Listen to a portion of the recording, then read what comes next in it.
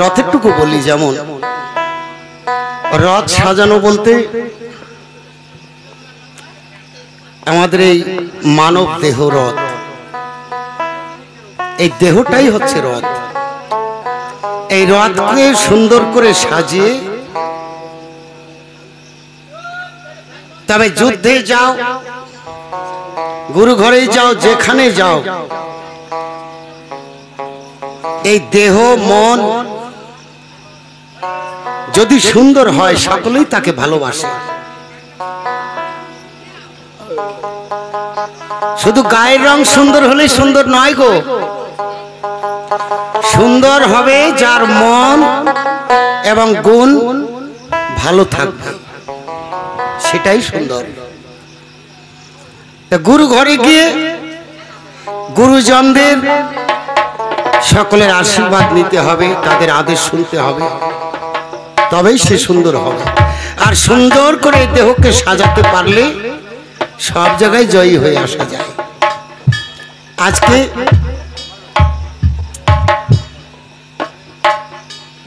সাগর রাজার বংশের প্রদীপে একমাত্র নাতি আছে তার কাছে। এই নাতিকে রথ সাজিয়ে দিলেন, চতুর্দেশ ভ্রমণে যাবে। তার পূর্বপুরুষ, তার পিতা এবং খুড়কুল সকলের সংবাদ জানবার জন্য।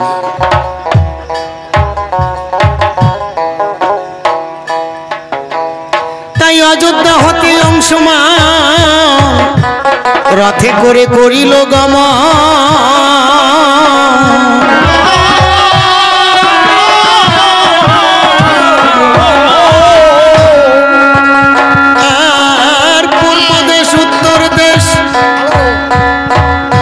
নাই খুঁজে পেল তার খুড়কুলের দর্শন।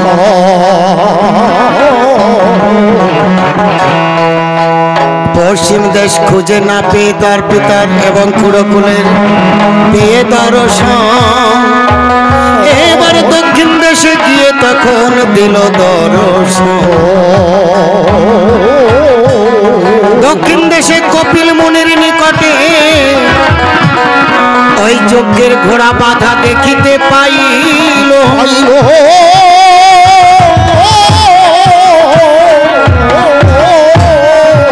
তার পাশে একটা মুনি বসে ধ্যান করেছে, দেখিতে পাইল।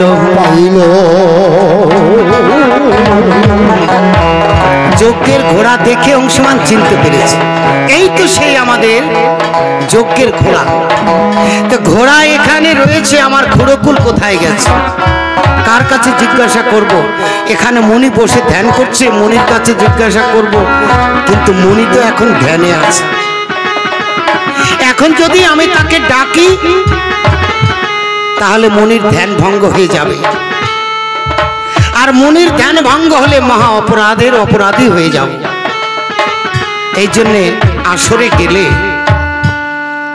হরিনাম যারা শুনবে, সেখানে যদি পাশ থেকে আন কথা বলে, এটা বড় মহা অপরাধ হয়। মনে রাখতে হবে, আমার হয়তো ভালো লাগছে না, আমি শুনবো না, কিন্তু এমন ভক্ত আছে যে মন প্রাণ দিয়ে হরি কথা শুনছে, কিন্তু তার তো বিঘ্ন হচ্ছে। এই অপরাধ ক্ষমা হয় না। তাই অংশমান চিন্তা করে আমি এখানে থাকবো, এই মুনির কাছে জিজ্ঞাসা করবো, মুনি জানলে জানতে পারে।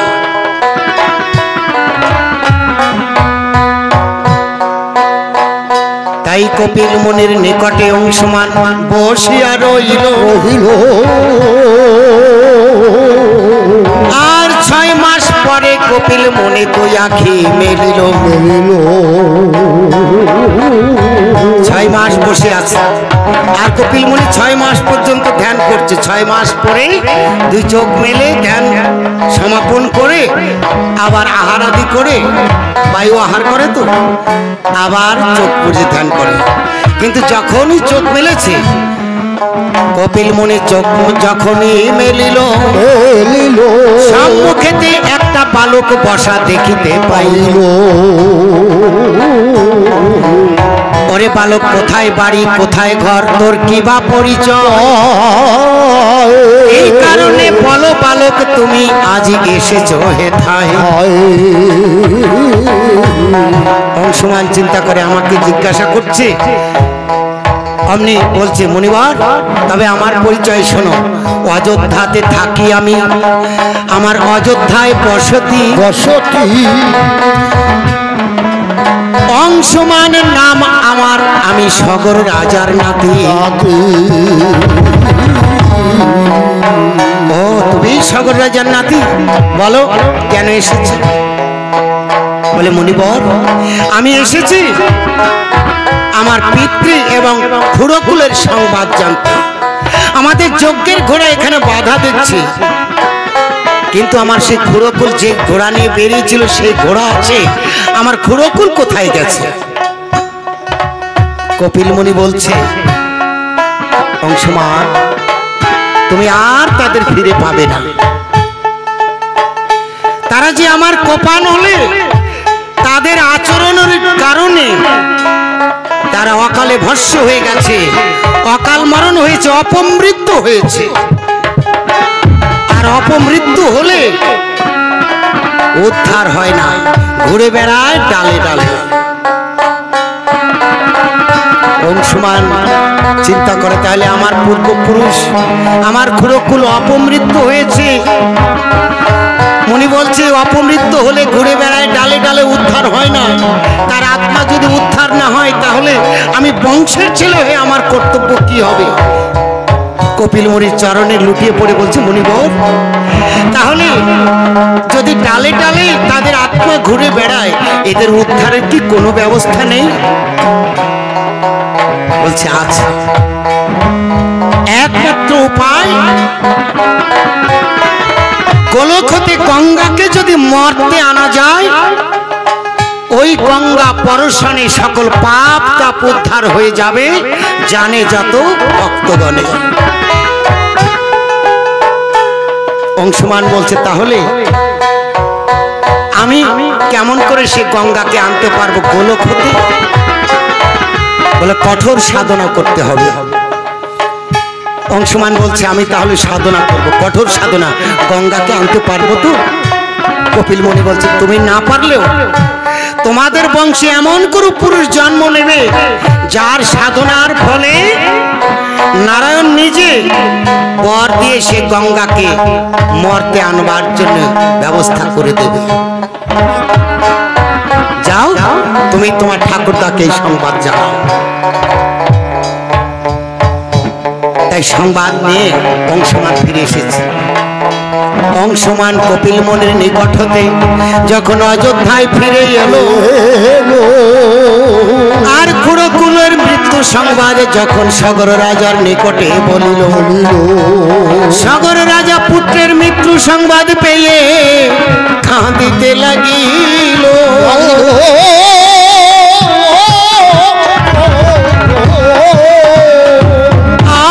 আর দুরাচার কারণে তাহার বুঝে অপমৃত্যু হলো কত বুঝিয়েছি সোজা পথে চল সত্য কথা বল কিন্তু আমার ছেলেগুলো কথা শোনেনি আজ অনাচারের কারণে অপমৃত্যু হয়েছে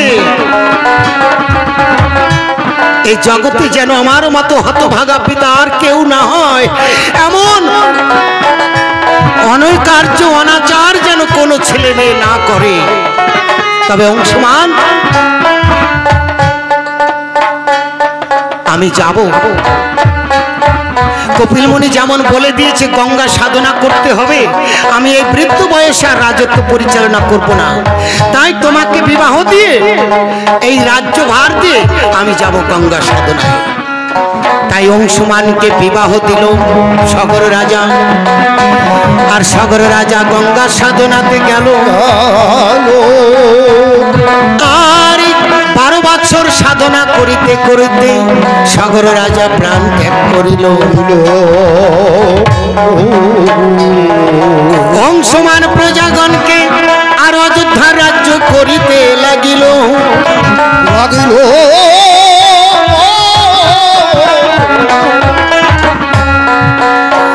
আর অংশমানের ঘরে আরো একটা তখন বংশের জন্ম হলো। আদর করে তাহার নাম দিলীপ রাজা রাখিল। আর দিলীপ রাজা দিনে দিনে তখন বড় হইতে লাগিল। দিলীপ রাজা বড় হয়ে গেছে, অংশমানের ছেলে। আর অংশমান এখন মনে মনে ভাবে আমার ছেলে বড় হয়েছে, একে রাজ্য ভার দিয়ে আমার বংশে আমার খুড়কুলকে উদ্ধার করবার জন্য এবার ঠাকুরদার মতো আমিও গঙ্গা সাধনায় যাব। অংশমানও গঙ্গা সাধনায় গেছে, দিলীপ রাজ্য পরিচালনা করছে। যখন দিলীপ রাজ্য পরিচালনা করছে, ওদিকে অংশমান গঙ্গা সাধনা করতে করতে 6 মাসের মধ্যে প্রাণ ত্যাগ করেছে।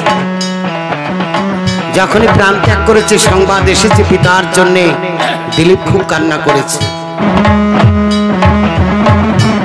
এখন ওই দিলীপ রাজা প্রজাবৎসল্য, প্রজাগণকে নিয়ে সুখে আছে, খুব আনন্দে দিন কাটছে।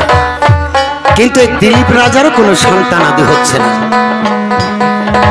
দিলীপ রাজা মনে করে যদি একটা পুত্র সন্তান সংসারে না থাকে, এই রাজ্য ভবিষ্যতে কে দেখাশোনা করবে? এই রাজ্য দেখবার জন্য একটা পুত্র সন্তান দরকার। তাই দিলীপ রাজা পুনরায় বিবাহ করলেন। একে একে 2টো রানী আনলেন, সগরাজার মতো, সুমতি আর কেশিনী। এই 2 রানীকে নিয়ে দিলীপ রাজা সংসার করছে। দিনে দিনে 2 রানীকে নিয়ে দিলীপ রাজা আনন্দেতে ছিল। একদিন গভীর নিশীথে দিলীপ রাজার কি ঘটনা ঘটিল। দিলীপ রাজা পালঙ্কে যখন শয়নেতে ছিল,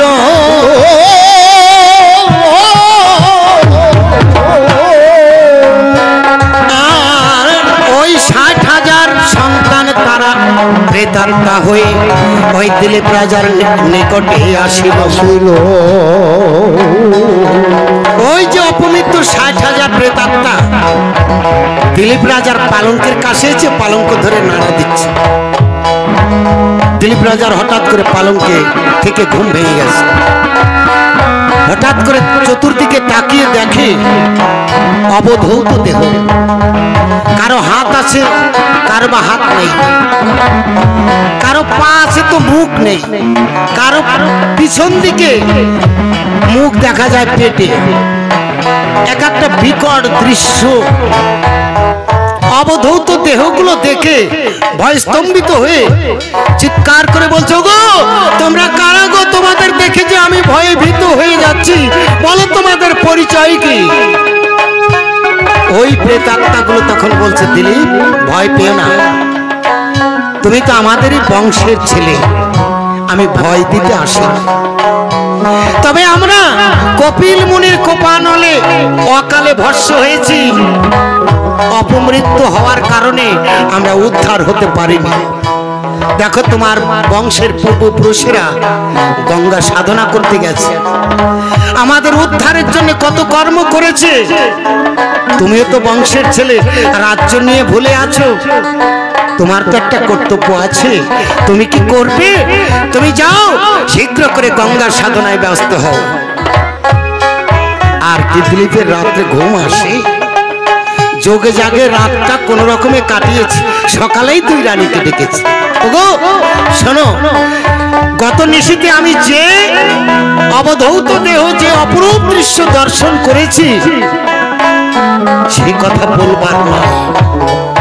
আমি গঙ্গা সাধনায় যাব পূর্বপুরুষদের মতো, আমাকে তোমরা বাধা দিও না। তখন নতুন নতুন বিয়ে হয়েছে, এই যুবা বয়সে 2 রানী ডেকে বলে, বলো তো লোকে, তুমি যদি আমাদের ছেড়ে চলে যাবে এই বয়সে, আমরা কেমন করে থাকবো? বংশে যদি পুরুষ না থাকে আমরা থাকতে পারবো না, তোমায় যাওয়া হবে না। দিলীপ রাজা ডেকে বলছে, না রানী, দেখো আমাদের বংশের সন্তান নেই বলে আমি একে একে 2 জনকে বিবাহ করেছি। ঈশ্বর যদি সন্তান দিত, তোমাদের কারো গর্ভে একটা না একটা সন্তান হতো, কিন্তু সন্তান যখন নেই, বুঝেছি আমার ভাগ্যে সন্তান নেই, তাই আমি যাব গঙ্গা সাধনায়, আমায় তোমরা বাধা দিও না। দুই রানী ডেকে বলছে, রাজা ওগো স্বামী, তুমি গঙ্গা সাধনায় যাবে ভালো কথা, কিন্তু চেয়ে দেখো তোমার পূর্বে যারা গঙ্গা সাধনায় গেছে বংশে একজন পুরুষকে রেখে গেছে বংশের প্রদীপ হিসেবে। তোমার তো সন্তান নেই, তুমি কাকে রেখে যাবে বংশে প্রদীপ দেবার জন্য? তোমার যাওয়া হবে না। দিলীপ রাজা বলছে, আমায় বাধা দিও না, ঈশ্বরের কৃপা ভিন্ন তো হয় না, আমায় তুমি বাধা দিও না। আমার বংশ উদ্ধার করবার জন্য, বংশের ছেলে, আমার এই কর্তব্য করতে হবে। তাই দুই রানীকে প্রবোধ বাণী দিয়ে দিলীপ রাজা করিল গমন, আর বন মাঝে গিয়ে দিলীপ রাজা সাধনাতে হইল মগন। দিলীপের লাগি দুই রানী তখন অঝরে কাঁদিতে লাগিল।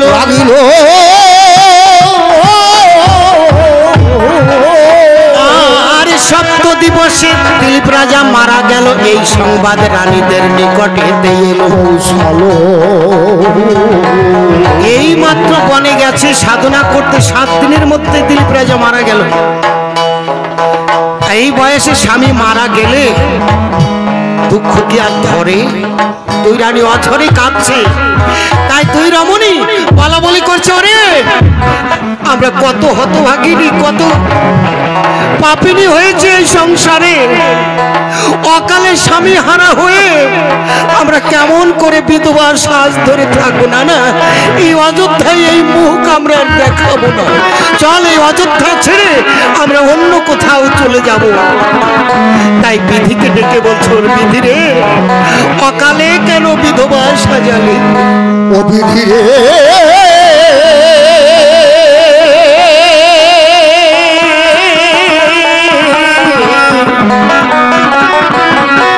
অকালে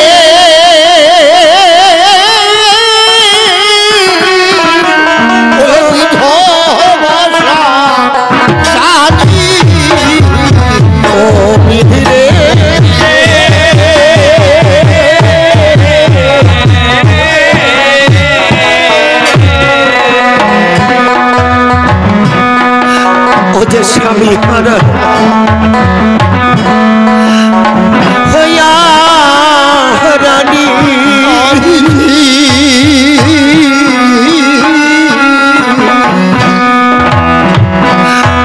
রানী কাঁদিতে লাগিল।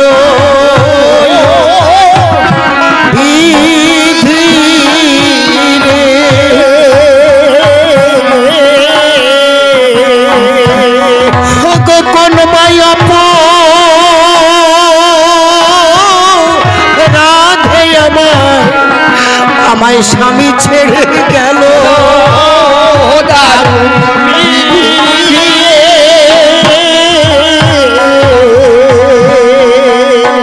এই বয়সে যেই না নারী ওরে স্বামী মারা যাও,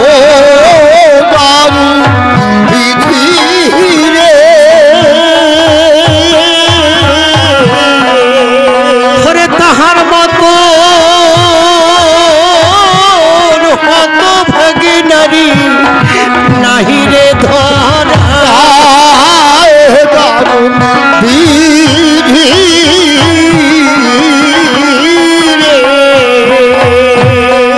তুই রামণী বলা বলি করছো রে, এই বয়সে স্বামী হারা হয়ে এই কলঙ্কের মুখ আমি অযোধ্যায় দেখাবো না রে। চল আমরা সাধবা বেশ ধরে এই অযোধ্যা ছেড়ে আমরা অন্য কোথাও পালিয়ে যাব। তাই দুই রমণী তারা করিল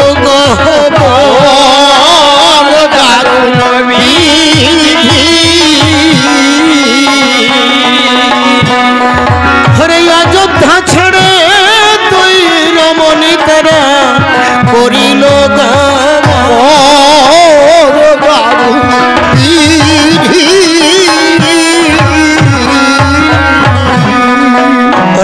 হাতে তাহার শাখায় আছে আর পরনে লাল শাড়ি দারুণ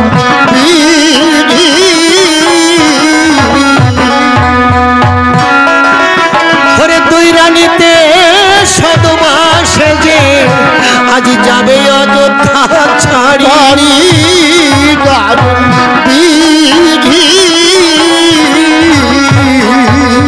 আজ সাধুভাবে ধারণ করে দুই রমণী অযোধ্যা ছেড়ে চলে যাচ্ছে। আর যাত্রাকালে স্বর্গের দেবতাগণ চিন্তা করে, পুরাকালে শুনেছি এই সূর্য বংশে ভগবান রামচন্দ্র জন্মগ্রহণ করবে, কিন্তু দিলীপ রাজাও মারা গেছে, রানী দুইজনও যদি চলে যায় বংশে তো কেউ থাকলো না, তাহলে এই বংশে রামচন্দ্র জন্মগ্রহণ করবে কেমন করে? তাই ভোলানাথকে ডেকে বলছে দেবতারা, বলছে ভোলানাথ আগের বার তো তুমি সগর রাজাকে বর দিয়েছিলে, তাই সন্তান হয়েছে সেই বংশে, তুমি যাও আবার ওই রানীকে বর দিয়েছি যাতে সন্তান হয়। মহাদেব বলছে আগের বার আমি নিজ বেশে গিয়েছি, এবার নিজ বেশে আর যাবো না, এবার কি করব? আমি ছদ্মবেশ ধারণ করে যাব, অষ্টবক্র মুনি সেজে। কৈলাস হতে ভোলানাথ তখন এবার করিল গমন,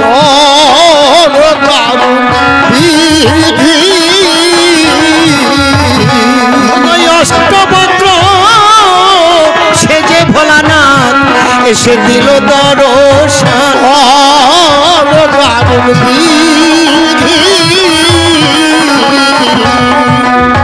দুই রমণীর সম্মুখে যখন ওই অষ্টবক্র এসেছে, দুই রমণী চিন্তা করে অযোধ্যা ছেড়ে তো চলে যাচ্ছি, এই মুনিকে একটু প্রণাম করে যাই, আশীর্বাদ নিয়ে যাই, মরে গেলে যেন আমাদের পাপ খণ্ডন হয়ে আমরা যেন গোলকে যেতে পারি।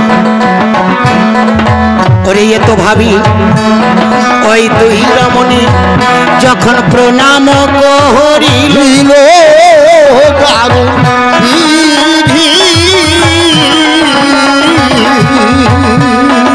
ওই যে প্রণাম পেয়ে অষ্টবক্র মুনি একটা ছেলের বরে দিল।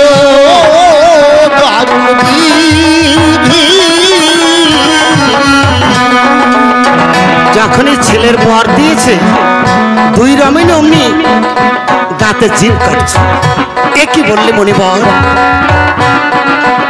তুমি আমাদের ছেলে হবে বর দিলে?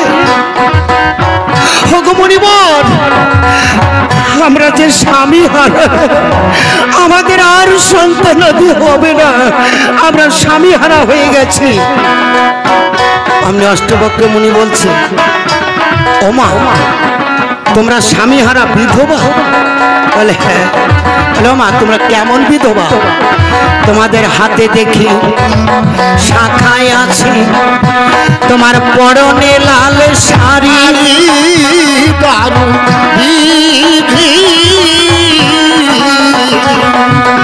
আর কপালেতে সিঁদুর আছে, তুমি তোমরা কোন বা দেশের নারী?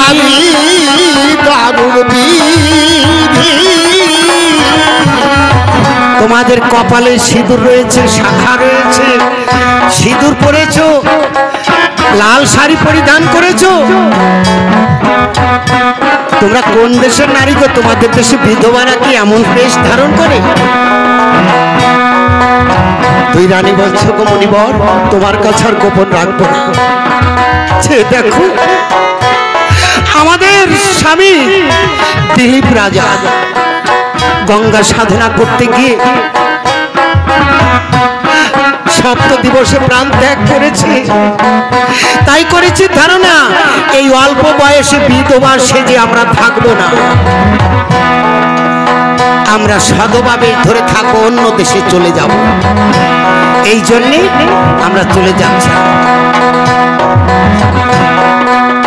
মুনিবর ডেকে বলছে, ওমা আর এ কাজ করো না, একবার যখন বর দিয়েছি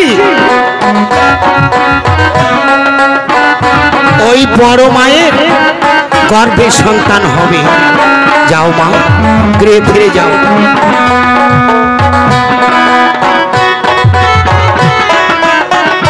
যখন ফিরে যেতে বলেছে অনেক দুই রানী বলছে কেমন করে সন্তান হবে বলো মণিবর। আমনি মণিবার বলছে দুই রমণী ভগে ভগে তোমরা মিলন করিবে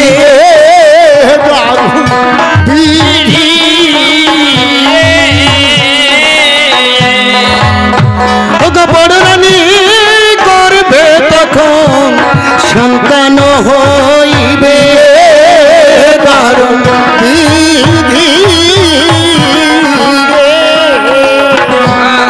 তাই দুই রমণী তখনই তারা ফিরিয়া আসিল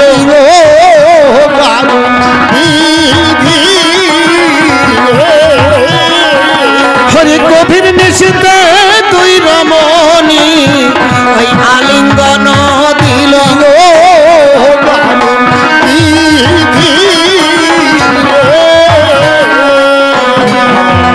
দুই রমণী যখন আলিঙ্গন দিয়েছে বড় রানীর গর্ভে সঞ্চার হয়েছে।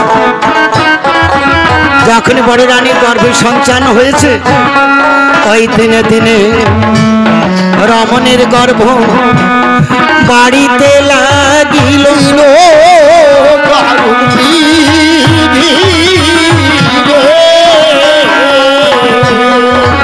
দেশমার 10 দিন পরে বড় রানী যখন প্রসব করিল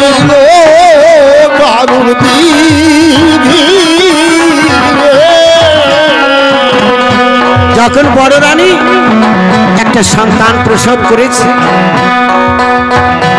ছোট রানী ডেকে বলছে দিদি আমাদের সকল জ্বালা ঘুচে গেছে। এই দেখ মুনির পরে আজকে বংশের প্রদীপ চলে এসেছে। এই দেখ সন্তান প্রসব করেছে মুনির পরে এই সন্তান হয়েছে।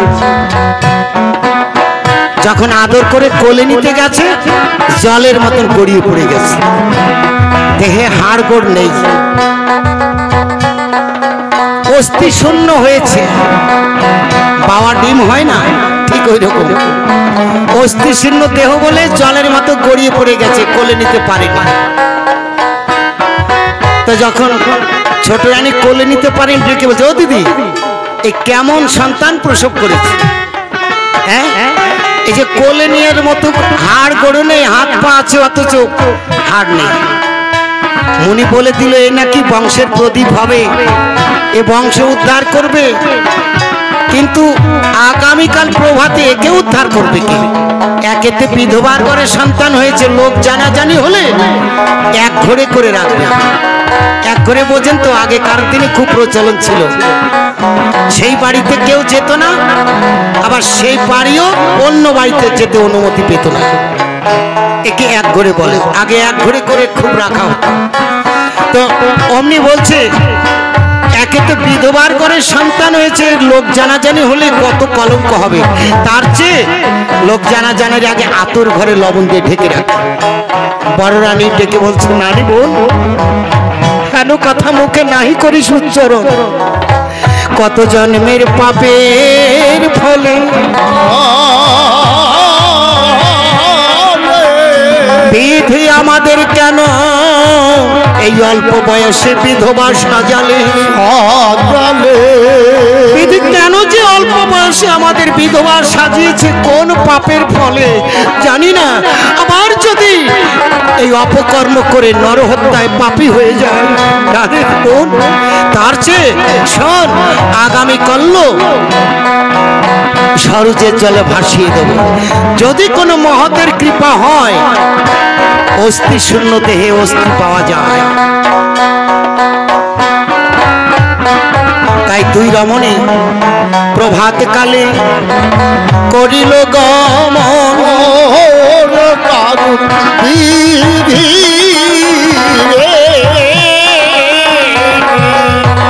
ওই পালককে নিয়ে দুই রমণী যখন দিল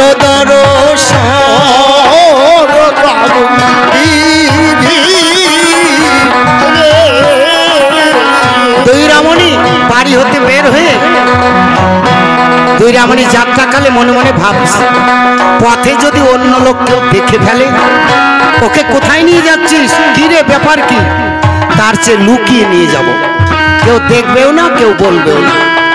তাই এমনি কাপড়ের আঁচলের মধ্যে করে আর্ধেক ওদিকে আর্ধেক এদিকে দিয়েছি। ওই ভরে জলের ভর থাকে না, দুই দিকে টানে আর কোনো দিকে পড়ছে না, আর কাপড়ের আঁচল দিয়ে ঢেকে নিয়েছে, কাপড়ের আঁচলে ঢেকে এমনি ভাবে নিয়েছে। ওই ছেলেকে নিয়া ওই রমণী তারা করিল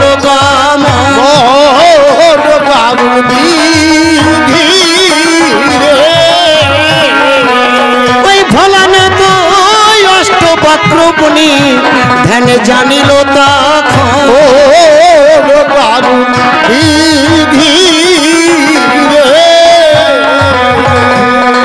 ওই মুনিবার জানতে পেরেছে এরা অপকর্ম করতে যাচ্ছে, আমি মুনির সম্মুখে এসে দেখা দিয়েছি। ওমা, তোমাদের কাপড়ের তলে ওই যে বক্ষে ওটা কি রয়েছে মা? অমনি দুই রমণী বুঝতে পেরে কাপড় সম্বরণ করছে, দেখে বলছে মুনিবার, মায়েদের বুকে কাপড়ের নিচে কি থাকে তুমি জানো না? আবার কেন জিজ্ঞাসা করছো, কেন কু কথা করো উচ্চারণ? অষ্টবক্র মুনির কেমন রাগ জানেন তো? তুমি আমায় কেন দোষ ভাবছো, কেন কথা কেন করো উচ্চারণ? আজকে সত্যি কথা বলো, তোমাদের বুকে কাপড়ের নিচে কি আছে, না হলে তোমায় আমি অভিশাপ দিয়ে ভস্ম করে দেবো। আমি কাপড়ে আঁচল উঁচিয়ে বের করেছি, এই দেখো পিতা। ওগো মুনিবার, তোমার আশীর্বাদে তোমার পরে এই সন্তান পেয়েছি।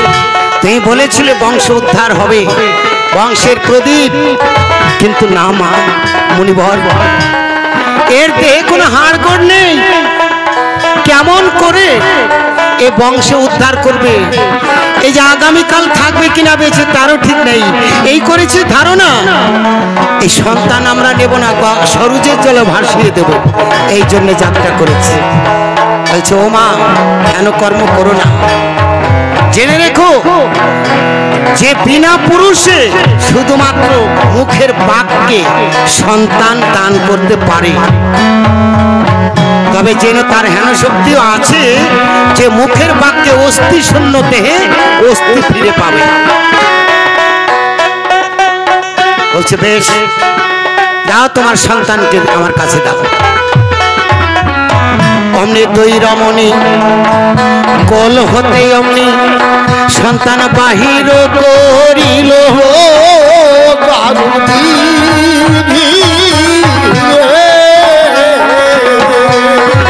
অষ্টবক্র মুনির সম্মুখে ওই শোয়াইয়া দিল।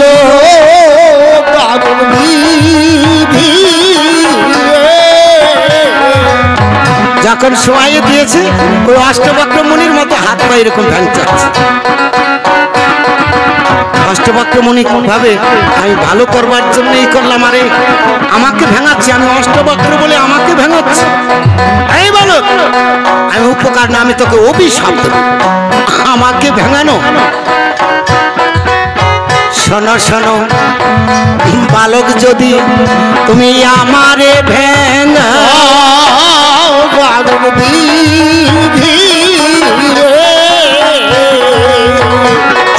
আমার ওই অভিশাপে তুমি বালক এবার ভস্ম হইয়া যাও।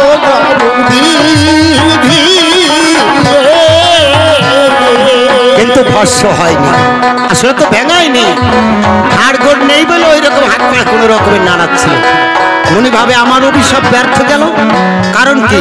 কিঞ্চিত চোখ বুঝে ধ্যান করে দেখে, এই যে সূর্য বংশের প্রদীপ, যে বংশে ভগবান রামচন্দ্র জন্মগ্রহণ করবে, তাহলে এই বালক তো আমাকে ভাঙায়নি। অমনি ডেকে বলছে, তবে বালক আমারে যদি তুমি নাহি ভেঙে চাও,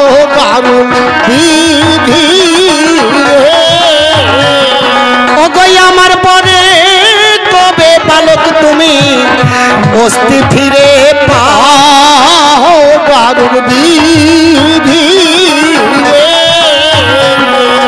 এবার মনির পরে অস্থি পেয়ে অস্থি পূর্ণ হলো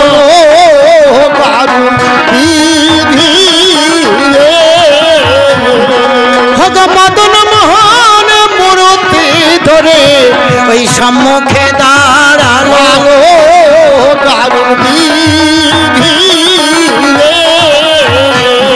একবারে রামানন্দে ভক্ত বৃন্দে হরি হরি বলো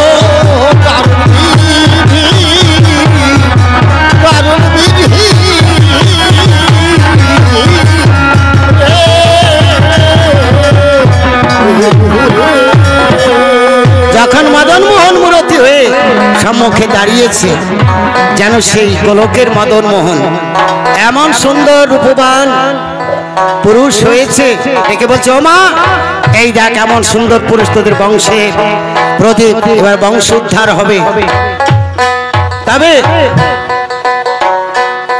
একে একটা নামকরণ করতে হবে আর ৫ম বছর বয়স হয়েছে এখন একে একটু অন্নপ্রাশন দিতে হবে এই ব্যবস্থাটা কর্মা যখন ৫ বছর বয়স হয়েছে সেই অন্নপ্রাশনের ব্যবস্থা করবে তখন ডেকে বলছে মণিবর এই বিধবার ঘরে সন্তান হয়েছে বলে আমাদের বাড়িতে কেউ আসে না আর অর্থ সঙ্গতিও তেমন নেই কেন বংশে পুরুষ না থাকলে আয় রোজগার না থাকলে টাকা পয়সা ও একটা অনুষ্ঠান করতে গেলে খরচা আছে এখন ওই মণিবর ডেকে বলছে ও মা যদি অর্থ সঙ্গতি নাই থাকে কি আর করা যাবে নিয়ম কাজটা করতে হবে অন্তত নিয়ম কাজটা করতে গেলে সেই ন্যূনতম ব্যবস্থাটা করে দাও বলে অর্থ সঙ্গতি নেই মণিবর বলে তাহলে এক কাজ করো লোকজন বলার দরকার নেই নিজেরাই কাজটা সারো তোমরা 2 রমণী আর আমি এই 3 লোকে কাজটা উদ্ধার করে দেবো বলে বেশ নিয়ম কাজটা সেরে ফেলে অনেক বাড়ি আছে না এবারে ঘট পাল্টায় কাজটা মহোৎসবের দিন পার করে দেবো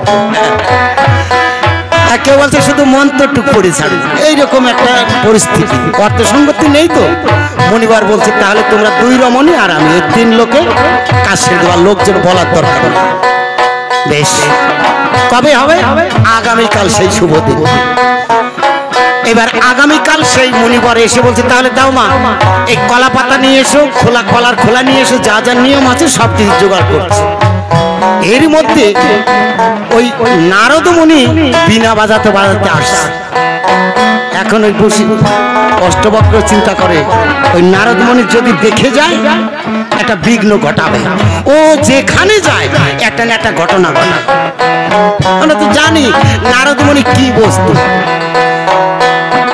ওর নামের মধ্যেও দোষ নামের মধ্যে দোষ কেমন এই যে দন্তের নয়াকার নারদ লিখতে গেলে তার দন্তের ন দিয়ে কি আছে ওর দেহের মধ্যে যেমন গন্ডগোল ওই অক্ষরে অক্ষরে গন্ডগোল দন্তের নয়াকারে দিয়ে নাঠানাঠি ৯-৬ নোংরা নাপিত ভালো কিন্তু একটাও হয় না আর র দিয়ে কি হবে দন্তের নয়াকার র এবার র দিয়ে কি হবে রাগারাগি রক চটা রসভঙ্গ দেখলেন ভালো কিন্তু একটাও নাই রকচটা রসভঙ্গ রাগারাগি ভালো কিছু হচ্ছে না আর দ দিয়ে কি হবে দর মধ্যে রয়েছে সারবস্তু দস্যু দলাদলি দম্ভ দণ্ডমূর্খ ভালো কিন্তু একটাও নাই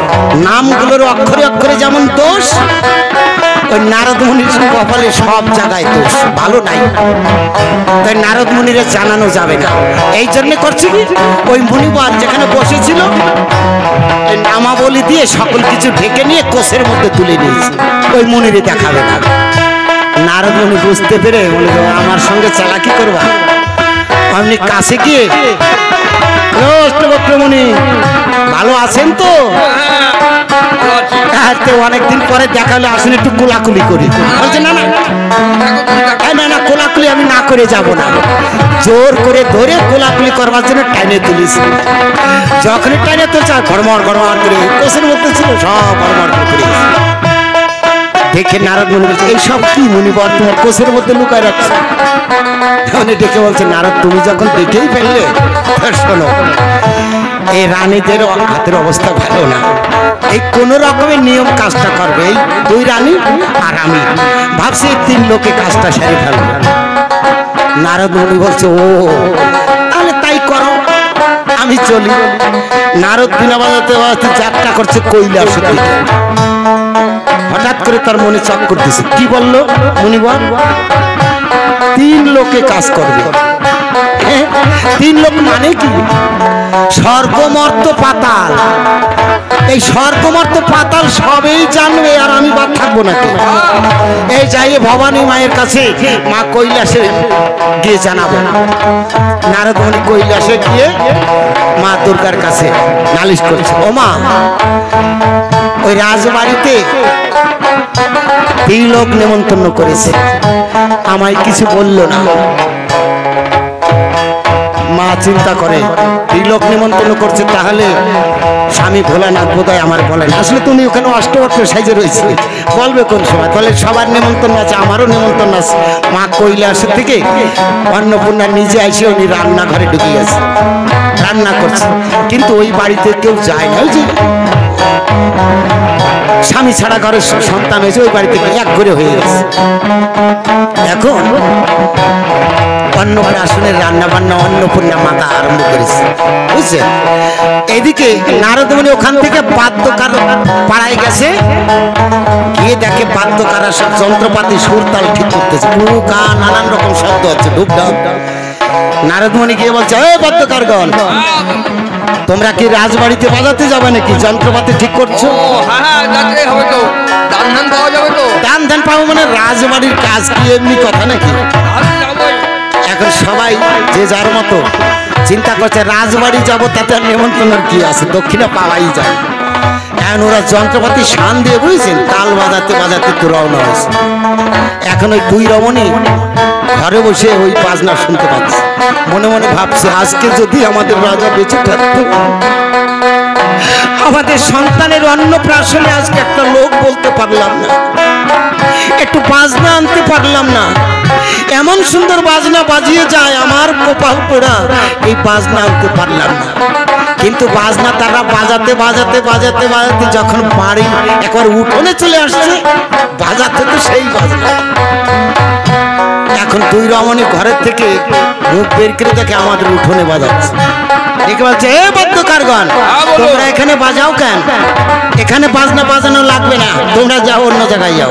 শুনুন আমরা বিনা নিমন্ত্রণ আসিনি, নারদ মুনি নিমন্ত্রণ করে নিয়ে এসেছে রাজবাড়িতে। এই সর্বনাশ, তাহলে নারদ মুনি কাজ সারছে তো। এই তোমাদের বাজাতে মানে বন্ধ করো। রানীরা যত বন্ধ করতে বলে বাজনদাররা বলে অন্যদিন বাজনায় ফাঁকি দেয়, আজকে আর ফাঁকি দেবো না, আজকে বাজাই যাবো বাজাই যাবো, মানে আরো বেশি বাজাচ্ছে, যত নিষেধ করে তত বেশি বাজায়, এইরকম একটা পরিস্থিতি। এখন ওই অন্নপূর্ণা মায়ের রান্নার ঘিরান বুঝছেন যখন ফোড়ন দিচ্ছে, ওই ঘিরান দক্ষিণা বাতাসে সারা গ্রাম ময় ময় হয়ে গেছে। এখন ওই গ্রামে যিনি মোড়ল উনি চিন্তা করে এইরকম ঘিরান আসে কোথাতে, ওই বাড়িতে তো কেউ যায় না, কিন্তু মোড়লের কথা শুনে কেউ যায় না। এখন মোড়ল চিন্তা করে ওই বাড়িতে কেউ যায় না, আমি একা একা যাই দেখে আসবো কি রান্না বান্না আছে, এত ঘিরান। আমাদের বাড়ি কত রকম ভালো মন্দ রান্না করে সেই রকম ঘিরান ওঠে না, যাই দেখি কি রান্না হয়। যাই দেখে যে এমন রান্না হয়েছে একটু না খেয়ে যাওয়া যায় না, খাওয়া দাওয়াও করছে। অন্নপূর্ণার হাতে রান্না কি আর ফুরায় নাকি? খাওয়া দাওয়া করে দেখে এইরকম প্রসাদ আমি জীবনে খাই নাই। তো উনি তো খেতে রওনা হয়েছে, ভাবে কেউ জানবে না, কিন্তু পাড়ায় এমন মানুষও থাকে কে কোথায় যায়, কিটা কার সাথে কথা বলে, কি যোগাযোগ আছে, ওই সব খবর নিয়ে এক ধরনের লোক আছে না। ওই মোড়ল যে গেছে উনি জানে না যে কেউ জানলো কিনা, কিন্তু ওই যে খোঁজ নেওয়া লোক আছে তিনি জানে। উনি চিন্তা করে ওরে সর্বনাশ, যার কথা শুনে আমরা ওই বাড়িতে যাই না, দেখি উনি যায় ওই বাড়িতে, তাহলে আর আমার যেতে বাকি কি আছে?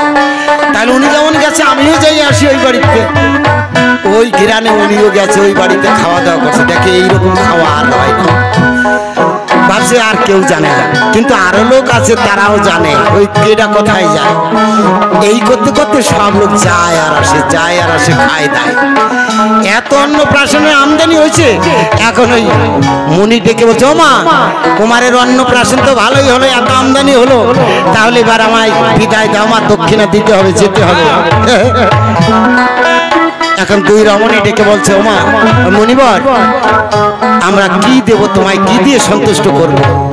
বলে যে দেখো এত ভক্তবৃন্দরা আছে, এতজন যাচ্ছে, তাদের কাছে তুমি যাও, সকলে তোমার গোলা পরিপূর্ণ করে দেবে।